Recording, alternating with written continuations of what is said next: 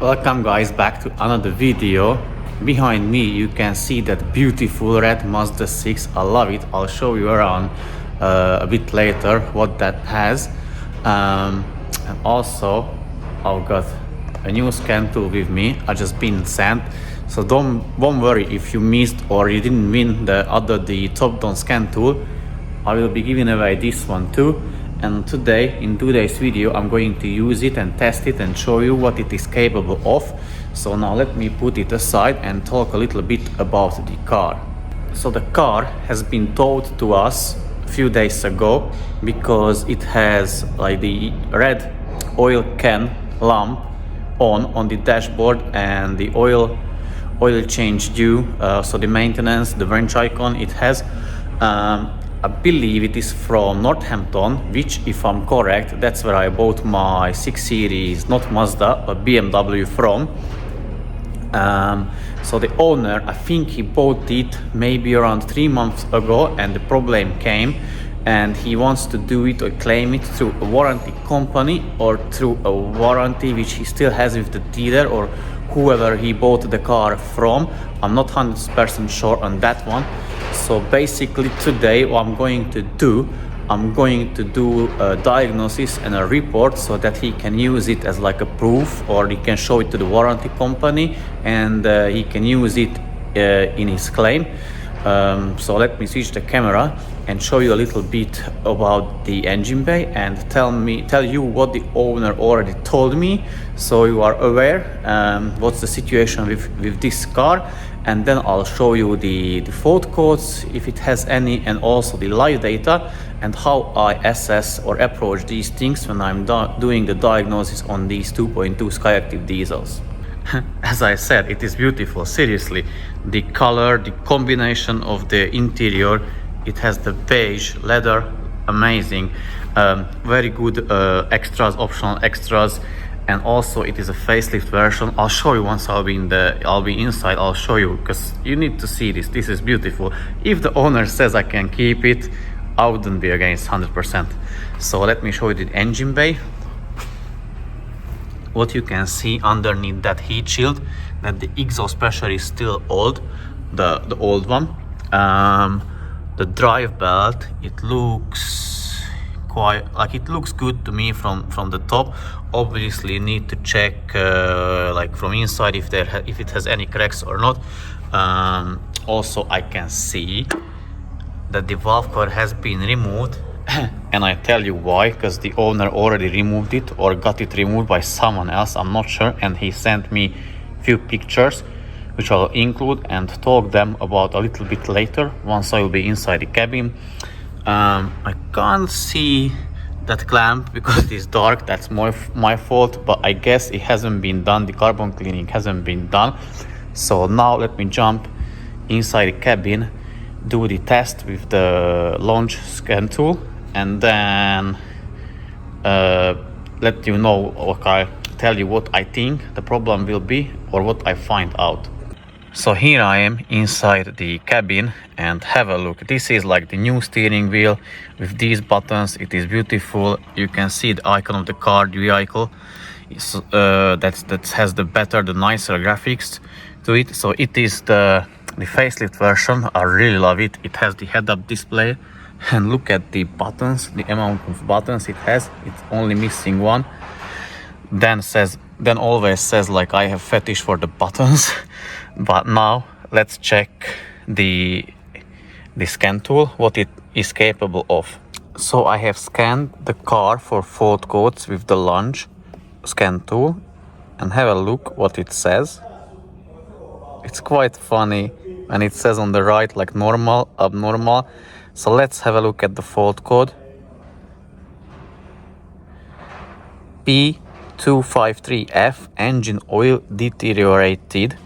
I'm not sure if I can actually enter to it. I cannot. So now let me have a look at the live data section of the tool, what it can read, what it has access to.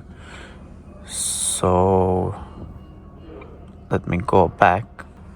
So it has access to 82 PIDs or data points for the live data, and because I got that in the comments, or no, someone actually told me personally, like I don't always show the PIDs, so I scroll them too fast. So now I show you like what this tool is capable of reading in the live data.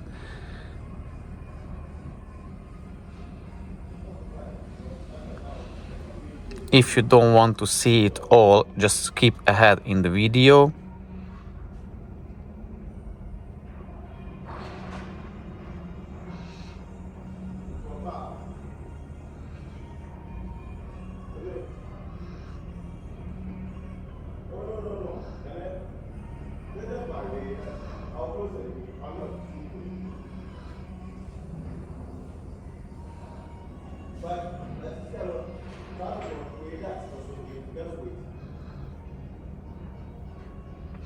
So this is it. Unfortunately, it cannot see the engine oil pressure, the brake booster pressure, the injector correction values or factors, and neither it can see the DPF related PIDs or data points. So this is not a bad scan tool. Obviously, the price point reflects what it is capable of. So I'm going to use my X tool in a minute. Let me talk a little bit about it. So I believe it is around 110 or 130 pounds here in the UK.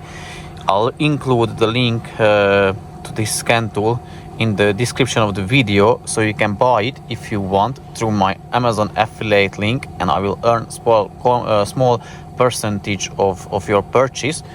But I want to be honest, and for that money I would rather get the top-down diagnostic tool, because it can do the same. It can give you the fault codes. So basically you can read the fault codes and have a look on Google what the problem may actually be, which you can do the same exactly with this one as well. That has access again few other data points or PIDs in the live data section, but it's not full, neither that neither this. But that being cheaper, I would recommend that one more. And also it is like having a scan tool, it is good because you can use it on any car, and it saves you that money which you would pay to any garage or dealership or whoever diagnoses the car for you. Because sometimes, or most of the time, what they do, they just plug it on to the OBD socket of the car and like just give you the codes and you are good to go. So again, it is not a bad scan tool, and I'll test it on other cars because I have few BMWs here, so I'm going to test it on them. It may be better on them. And also, like, comment in the comment section that you want to win this scan tool, because I'm going to give it away as well as the top down. So please comment, leave a comment. I want the launch scan tool, I want the OBD scanner, or whatever that related, and I'll again do the draw. I'll let you know when, and I'll do the draw and give it away to one of my subscribers. And now what I can tell about the car. So as you can see, the oil change due icon light, the wrench is on, and I'll start up the car in a bit. It has 112,000 miles on the clock, and the MPG is real bad.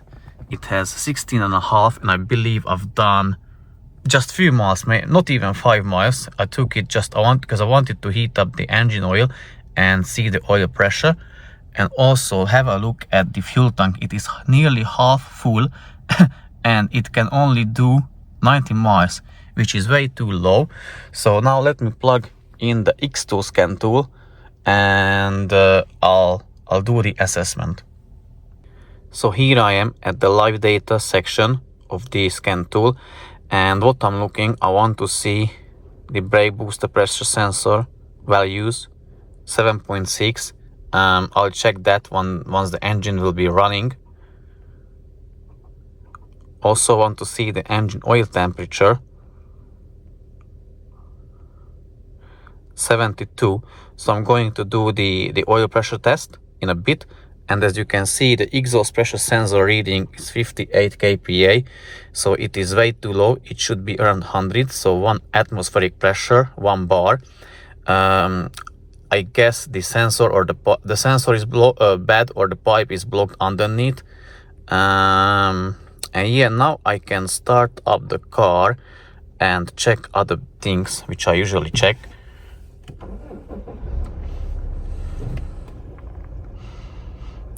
So the oil pressure should be checked between 70 and 80 degrees Celsius of engine oil temperature. At idle, it should average around 160. That would be ideal. It is a little bit less than that. Now let's have a look at 2000 RPM. So I am now at 2000 RPM. It has averaging, I would say, 150 kPa. And now let's check at 3500 RPM. It is above 400.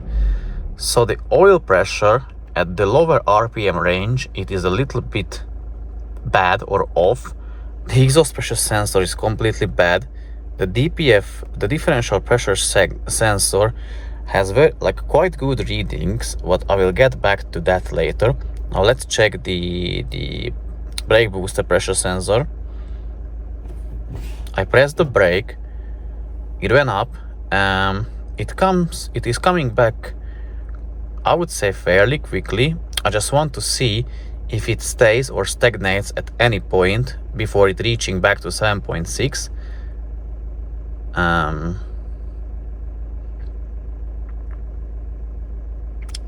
It is looking good, but not the best. I may test it with the vacuum pump later on, but it goes back to 7.6, so it's not that bad. And now let's check further data, which I usually check.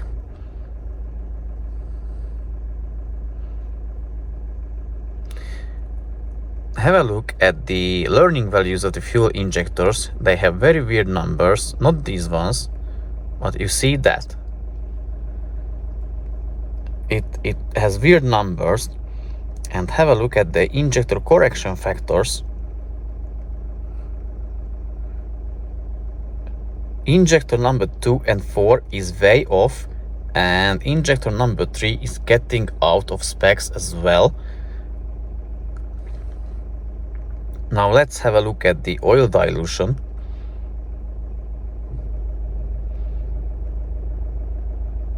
So the last change of oil was 13,000 kilometers ago, which is nearly 10,000 miles. Oil dilution is only 5 grams, which is quite low. And have a look at the accumulation of the particulate matter. The numbers are very low. And the DPF has done the regen 100 kilometers ago, which is like 60 or 70 miles. So now let me switch the camera and tell you what I think. Or before I switch the camera, let me explain that light. So you see that can, the gin is not coming out of that, unfortunately, and you don't have 3 wishes. You wish you had. So the fault code, the P253F fault code, the engine oil deterioration, you don't need to be scared of that. It can be because of just a simple oil reset, oil data reset. So someone forgot to reset the oil data, but I don't think that is 100% the case with this car. So basically it is a facelift model, and it somehow measures the oil elasticity or dilution by itself, and then let you know if it thinks, the car or the PCM thinks, that the oil is too diluted with fuel, and then it can trigger that warning light. And also, if you have a look at the multimedia unit, if I go back and I check the warning messages, it says low engine oil pressure, which can be confusing. Again, the pressure is like lower than it should be, but not that low, and it didn't throw the exclamation mark in the triangle, either yellow or red. So it is rather connected to the change of oil. However, I think the strainer will be blocked, because it says that the ECU says the engine oil should be changed or the data should be reset, but I think the strainer will be blocked, and hence it triggers, it sees and checks that elasticity, and hence it triggers that warning. But now let me switch the camera and tell you what I think about it. So I can turn off the engine now. Basically, because the consumption is so bad and so high, I guess first of all I would definitely because the owner sent me pictures, I think he had the valve cover removed or he removed it, I'm not sure, but someone removed it and the exhaust camshaft is worn. So first I'm going to replace the exhaust camshaft and the other bits that needs to be replaced when we do that job. Also carbon cleaning will be carried out. Exhaust pressure sensor pipe will be unblocked if it is blocked, and exhaust pressure sensor will be changed, and oil pan will be dropped to inspect the oil strainer, and if needed obviously replaced. And after I'm going to reset the injectors, the learning values of it. I'm going to do like a test drive of the car and see how it behaves. I suspect two things: either that the injectors are bad or they just has to be reset, or the DPF pressure sensor is acting up or something like that, because the DPF regions, the frequency is not that, it doesn't happen too often, but still the injectors they leak fuel, or like they dilute the oil. So either the washers are that badly worn, so they let the oil diluted with fuel, or something is wrong with the DPF. So once all the jobs will be carried out, I'm going to test the car for longer journeys or longer drive, maybe 200-300 miles even, because I need to see if there is anything wrong with the injectors, how they add the fuel to the engine. So yeah, basically this video was about like the assessment or diagnosis about these Skyactive engines. As I said, leave a comment if you want to win the scan tool. I'm going to give it away the same way as the top dome. And also I hope that this one was valuable, you learned something. I hope I explained everything well. If not, or you missed something or I missed something, ask that in the comment section. If I will have time, I will answer it. Or what I can do, I maybe can do like a live session, like a Q&A if you want, if there will be enough request or interest of that. Yeah, but other than that, like, share, subscribe, leave a super thanks if you can, buy through my affiliate links from the description of the video. And now I need to write that report and get back to the owner, the customer, email it to him. And yeah, so this video was about it. Hope you liked it, and until the next time, take care and bye bye guys.